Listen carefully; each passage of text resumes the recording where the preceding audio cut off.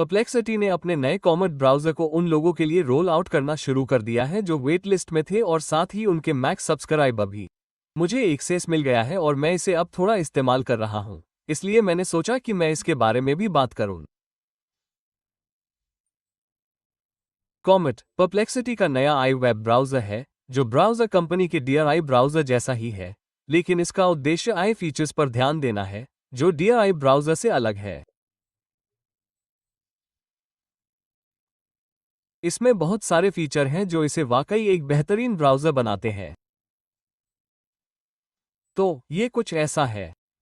ये क्रोमियम पर आधारित है, इसलिए इसमें कोई कंपैटिबिलिटी इशू नहीं है। और यह क्रोम की तरह ही है, लेकिन इसके ऊपर परप्लेक्सिटी डिज़ाइन लैंग्वेज स्किन है।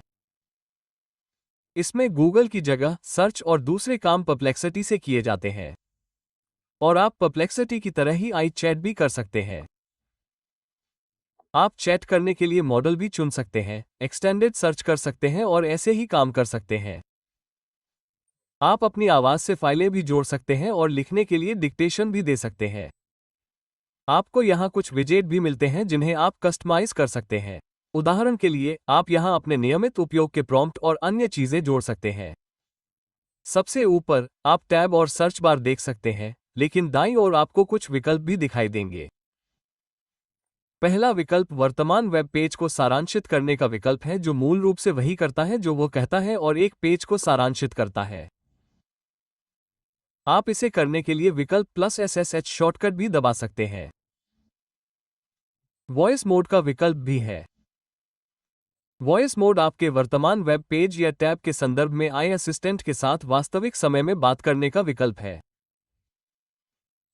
तो आप कुछ सीखने के लिए या बस स्वाभाविक बातचीत करने के लिए बोलकर बात कर सकते हैं।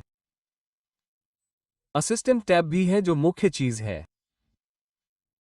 इसका उद्देश्य आपका साइट का असिस्टेंट बनना है जो न केवल वर्तमान पेज के बारे में बात कर सकता है बल्कि आपके सभी खुले वेब पेजों के बारे में भी बात कर सकता है और साथ ही फॉर्म भरने, शोध करने या उस तरह से किए जाने वाले किसी भी अन्य कार्य जैसे एजेंटिक कार्य भी कर सकता है। मुख्य चैट भी साइट का जैसा ही काम कर सकती है।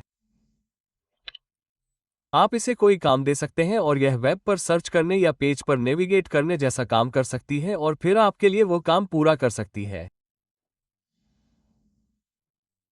अगर आप किसी खास टैब पर साइड बार का इस्तेमाल करते हैं तो आप पेज पर नेविगेट करते हुए देख सकते हैं। या अगर आप मुख्य चैट का इस्तेमाल करते हैं तो ये बैकग्राउंड में नेविगेशन का काम करेगा और आपको स्क्रीनशॉट दिखाएगा ताकि आप काम करते हुए दूसरे काम कर सकें। इसमें मेरे 2 रिसर्च पेपर लिंक हैं जिन्हें मैं पढ़ना चाहता हूं, लेकिन ये बहुत अच्छा होगा अगर मैं इन रिसर्च पेपर्स का सारांश भी दे सकूं।